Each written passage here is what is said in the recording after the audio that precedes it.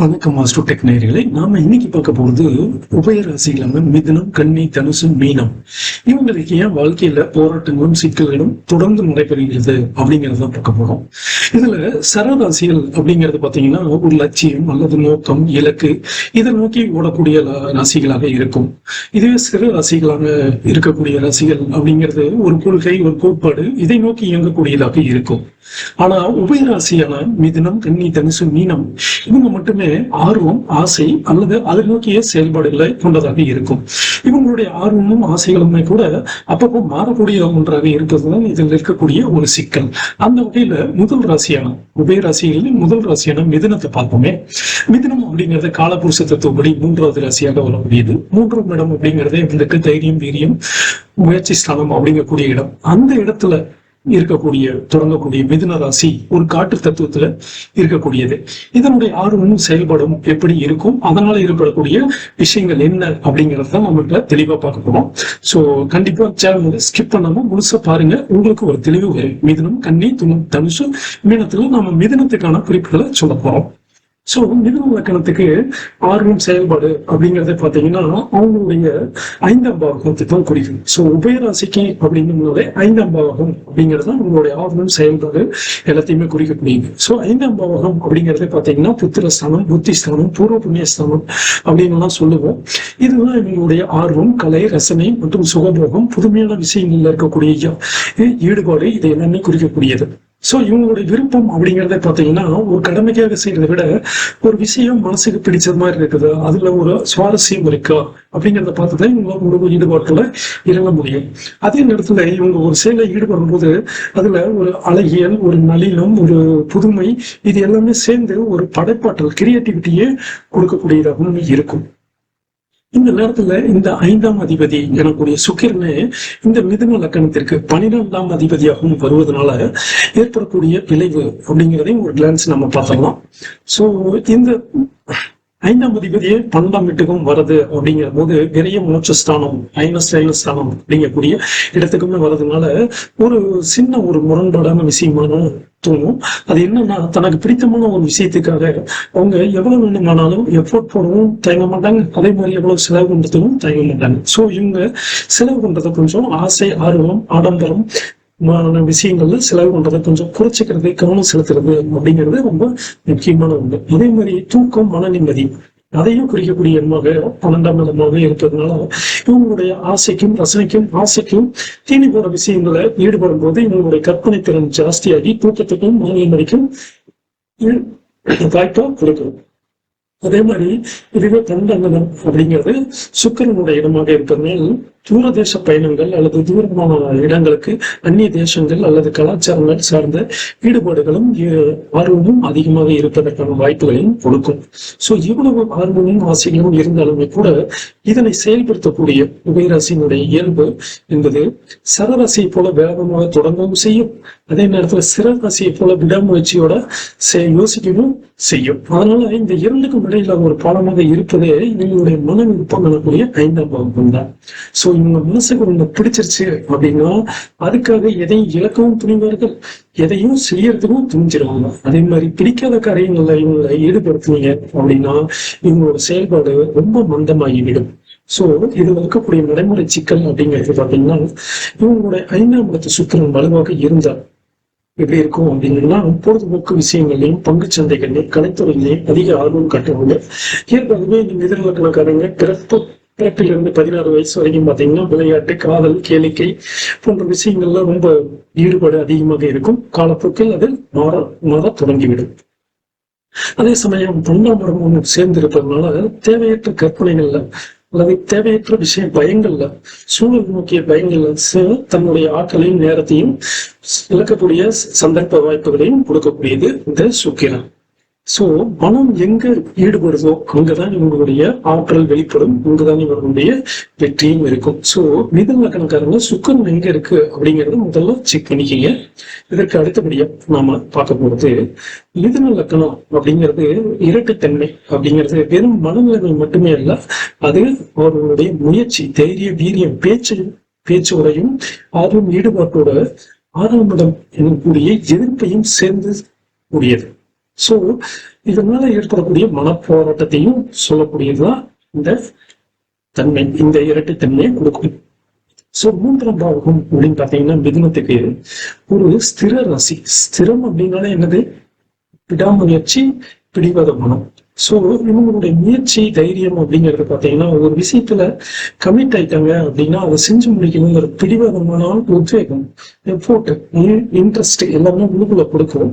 ஆனால் லக்னம் உபயமாக இருப்பதனால அந்த வேகத்தை வெளிப்படுத்துவதில் ஒரு தயக்கம் அல்லது மாற்றம் இருந்துகிட்டே இருக்கும். ஏன்னா இவங்களோட ஆசை அப்பப்ப காத்து மாதிரி துலாம் ராசியினுடைய காற்றுத்தன்மையில மாறக்கூடியதாக இருக்கிறதுனால இவங்களுடைய ஆற்றல், வேகம் அப்படிங்கிறது மாறிக்கிட்டே இருக்கும்.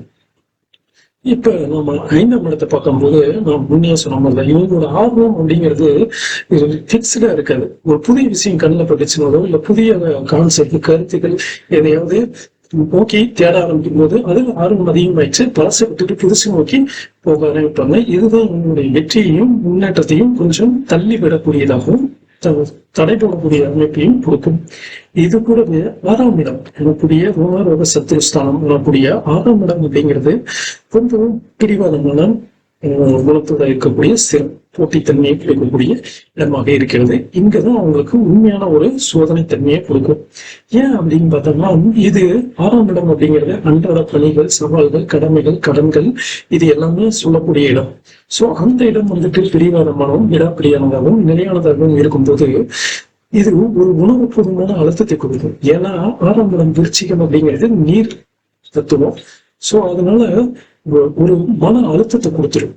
அந்த பணி அல்லது அந்த சிக்கல், அந்த தடைகள் மாறாம அப்படியே நின்று போயிடும். அதுல இருந்து எப்படி மீண்டு வர்றதுன்னே தெரியாது. அது கடனாக இருக்கலாம், நோயாக இருக்கலாம், அல்லது ஏதாவது சிக்கல்களாக இருக்கலாம், அல்லது உணர்வுபூர்வமான பிரச்சனைகளாக இருக்கலாம். எதுவாக இருந்தாலும் அது அப்படியே தான் இருக்கும். அது தொடவும் முடியாது, விடவும் முடியாதுங்கிற மாதிரியான ஒரு தன்மையை கொடுத்துரும் இந்த 6ஆம் பாவம். சோ இவங்களுடைய ரசனை மாறி மாறி போகக்கூடியதாக இருக்கு. இவங்களுடைய ஆர்வம் அப்படிங்கிறது காலத்துக்கு தகுந்த மாதிரி மாறக்கூடியதாக இருந்தாலும் கூட இவங்களுடைய அன்றாட வாழ்க்கையின் கடமைகள், அழுத்தங்கள், கடன், நோய் சார்ந்த விஷயங்கள் அழுத்தமான மனநிலையை முன்னால கொண்டாந்து வச்சிடும். சோ இவங்களால இதை தாண்டி எதுவும் புதுசா முயற்சி பண்றது அப்படிங்கிறது ஒரு சோதனை காலமாகத்தான் முடிஞ்சது. சோ இவங்க 3ஆம் இடத்து முயற்சியில நான் சாதிக்கணும் அப்படின்னு சொல்லிட்டு இருக்கும் போதே வந்துட்டு இந்த லட்சியத்தை அடையறதுக்கு வர தடைகள்லாம் தினசரி வாழ்க்கையில் இருக்கக்கூடிய போராட்டங்கள், கடன்கள், பிரச்சனைகள், சவால்கள் இதையெல்லாம் சேர்ந்து அவங்கள அமுத்தி சோதிக்க ஆரம்பிச்சிடும். இதுதான் இந்த மிதுன லக்னம். சோ சுருக்கமா 3ஆம் இடத்தோட வீரியம், வேகம், பிடிவாத குணம் இது எல்லாமே 5ஆம் இடத்தினுடைய ஆர்வம், இது எல்லாமே ஆர்வம் திசை மாறிக்கிட்டே இருந்தாலுமே கூட வேகத்தை கொடுக்கக்கூடியதாக இருந்தது.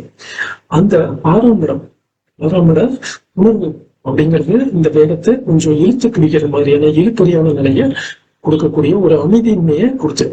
சோ இந்த 6ஆம் பாவம் உங்களுக்கு தேக்கத்தை கொடுக்குதா, ரொட்டீன் வாழ்க்கையில தேக்கத்தை கொடுக்குதா, இல்லது இந்த ஆர்வத்தை எந்த அளவுக்கு அது கட்டுப்படுத்தவோ மட்டுப்படுத்தவோ இல்ல முயற்சிக்கு மேன்மைப்படுத்தவோ முடிகிறது அப்படிங்கிறது உங்கள் லக்கணத்துக்கு ராகு கேதுக்கள் எந்த இடத்துல இருக்காங்க வச்சுதான் சொல்ல முடியும். ஏன் ராகு கேது இந்த இடத்துல நான் இருக்கிறேன் அப்படின்னு பாத்தீங்கன்னா இந்த ராகு அப்படிங்கிறது ஒருவருடைய ஆசைகளை ஊதி பெரிதாக்கக்கூடியது. இந்த ராகு கேதுக்கள் சரராசியிலையோ ஸ்திர ராசியிலையோ இருந்த அல்லது உபய ராசியிலையோ இருக்கும்போது அதனுடைய ஆர்வம், வேகம் அப்படிங்கிறதுதான் இந்த இவர்களுடைய நிலையான ஆர்வத்தை டைரக்ஷன் கொடுக்கக்கூடியதாக இருக்கும். சரி, இப்ப இதுல 10ஆம் வீடு அப்படிங்கிறதையும் சேர்க்கும் போது என்ன ஆகுது அப்படிங்கிறத பார்ப்போம். நான் முன்னே சொல்லிட்டேன், 3ஆம் பாவகம் அப்படிங்கக்கூடிய தைரிய பெரிய ஸ்தானம், பிடிவாத குணத்தை கொடுக்குது. 5ஆம் பாவகம் இருக்கக்கூடிய ஆர்வம், விருப்பம் அப்படிங்கிறது மாறக்கூடியதாக இருக்கு அப்படிங்கிறத நம்ம பார்த்தோம் இல்லையா? இப்ப இதுக்குள்ள தினசரி வாழ்க்கையில் இருக்கக்கூடிய 6ஆம் பாவகம் என்ன பண்ணும் அப்படிங்கிறதையும் பார்த்துட்டோம். இப்ப இந்த குணத்துக்குள்ள உச்சகட்ட சோதனை அப்படிங்கிறது 10ஆம் பாவகம். 10ஆம் பாவகம் அப்படிங்கிறது என்ன? நம்மளுடைய தொழில், நாம இந்த உலகத்துக்கு என்ன பண்ண போறோம், நம்மளுடைய வருமானத்துக்கு என்ன வழி அப்படின்னு சொல்லக்கூடியதுதான் இந்த 10ஆம் பாவகம். இந்த 10ஆம் பாவகம் பாத்தீங்கன்னா மறுபடியும் ஒரு உபயராசி, நீர் ராசியா தான் இருக்கு. சோ நீங்க செய்யக்கூடிய வேலைகள் அல்லது தொழில்ல அல்லது உங்களுடைய செயல்பாடுகள் அப்படிங்கிறது எப்பயுமே ஒரு தெளிவான ஒரு பாதையில இருக்காது. எப்பயுமே 2 விதமான எண்ண ஓட்டங்களுக்கு நடுவுல சிக்கி ஊசுவாடக்கூடியதாக தான் இருக்கும். ஏன் அப்படின்னம்னா இங்க 6ஆம் இடம் ஆறாம் இடம் எதிர்ப்பு குணரோக சத்துருஸ்தானம், ஆறாம் இடத்து நீர். 10ஆம் இடத்தை கூட 10ஆம் இடமும் நீராகத்தான் இருக்குது. இது என்னது? ஆறாம் இடம் அப்படிங்கிறது ஸ்திர நீர், போராட்ட குணம், எதிர்ப்புகளை போராடி ஜெயிக்கணும் அப்படிங்கிறது. 10ஆம் இடத்து நீர் அப்படிங்கிறது உண்மையான நீர். சோ இந்த ரெண்டு நீரும் சேரும்போது என்ன ஆகும் அப்படின்னா, அவங்களுடைய மன அழுத்தமும் அன்றாட வேலைகளால எளிதில் சிக்கிக்கிட்டு போகக்கூடிய சூழலை கொடுத்து. சோ இந்த நுட்பமான சோதனை 3ஆம் இடத்து நெருப்பு, 5ஆம் இடத்து காற்று உங்களை மீற பறக்கிறதுக்கும் மேல வரணும் அப்படிங்கிறதுக்கு தூண்டக்கூடிய அதே நேரத்துல இந்த 6ஆம் இடத்துல 10ஆம் இடத்து நீர் தத்துவம், இரண்டினுடைய நீர் தத்துவமும் உங்களுடைய உணர்ச்சிகரமான முடிவுகளுக்குள்ள தள்ளிடும். இங்கதான் இந்த இரட்டைத்தன்மை, மிதனத்தின் இரட்டைத்தன்மை அப்படிங்கிறது உடைய போகுது. எப்படின்னா, நான் அறிவின்படி செயல்படணுமா அல்லது சூழ்நிலை அல்லது உணர்வுகளுக்கு அடிபடையணுமா அப்படிங்கிற போராட்டம் வாழ்நாள் முழுக்க தொடரும். இந்த இடத்துல நீங்க ஏதாவது ஒரு முடிவை எடுத்துதான் ஆகும். அந்த முடிவை எடுக்காத வரைக்கும் வாழ்க்கையில முன்னேறுவதற்கான வாய்ப்புகள் அப்படிங்கிறது கொஞ்சம் தள்ளி போயிட்டே தான் இருக்கும். சோ இப்ப நான் இதுவரைக்கும் நான் பார்த்ததுல சூரியன், சுக்கிரன், செவ்வாய் மற்றும் குரு உங்க ஜாதகத்துல எந்த நிலையில இருக்காங்க அப்படிங்கிறத பொறுத்துதான் இந்த சோதனையில் நீங்க எப்படி ஜெயிக்க போறீங்க அல்லது அதுல இருந்து எப்படி தப்பிச்சு வர போறீங்க அப்படிங்கறத நம்ம சொல்ல முடியும். சரிங்களா? சோ தொழில் ரீதியான குழப்பத்தை நீங்க எல்லாம் அதிகமா இருக்கா அல்லது அன்றாட வேலைகள்ல கடன் சிக்கல்கள் அல்லது குடும்ப பிரச்சனைகள் எது அதிகமா இருக்கா அப்படிங்கிறத வச்சு பார்த்துக்கலாம். சரி, இப்ப இந்த 7, 10 ரெண்டுக்குமே அதிபதி யாருன்னு பார்த்தோம்னா குருவை தான் வருவாரு. இது ஒரு பக்கம் கேந்திராதிபத்திய தோஷம் அப்படின்னு சொன்னாலும் கூட இது ஒரு மிகப்பெரிய சவாலையும் உருவாக்கக்கூடியது. 7ஆம் இடம் அப்படிங்கிறது பாத்தீங்கன்னா உங்களுடைய துணை, கூட்டாளிகள் மற்றும் அக்கம் பக்கத்தில் இருக்கக்கூடிய வெளி உலக தொடர்பு, இதையெல்லாம் குறிக்கக்கூடியது. இது உபய நெருப்பு அப்படிங்கிறதுனால நீங்க ஒருத்தரோட பழகும் போது அந்த உறவுல ஈடுபடும் போது மிகுந்த உற்சாகத்தோடையும் தர்ம சிந்தனையோடையும் செயல்படுவீங்க. அதுவே உபயராசிங்கிறதுனால மற்றவங்களோட கருத்துகளுக்கு, மற்றவங்களுடைய பேச்சுகளுக்கு ஏற்ப உங்களுடைய நிலைப்பாடுகளையும் கொஞ்சம் கொஞ்சம் மாற்றிக்கூடிய தன்மையும் கொடுக்கறதுனால ஒரு சிக்கலையும் கொடுக்கும். நான் பழஞ்சு போகணுமா, நான் அடிமையாக இருக்கணும் அப்படிங்கிற நிலையை கொஞ்ச காலத்துக்கு அப்புறமா வாழ்க்கையின் பிற்பகுதியில கொடுக்கக்கூடிய தன்மையை கொடுக்கும். இதே 10ஆம் குரு அப்படிங்கிற ஒரு உபய நீர் அப்படிங்கிறதுனால உங்கள் வேலை அல்லது சமூக அந்தஸ்து அப்படிங்கிறது பாத்தீங்கன்னா எப்பயுமே ஒரு நிலையற்ற தன்மை, அடிக்கடி மாறக்கூடிய சூழல் அல்லது ஒரு குழப்பமான மனநிலைமையோட தொழில அல்லது வேலையை செஞ்சுக்கிட்டு இருக்கக்கூடிய நிலைமையை கொடுக்கக்கூடியதாக இருக்கும்.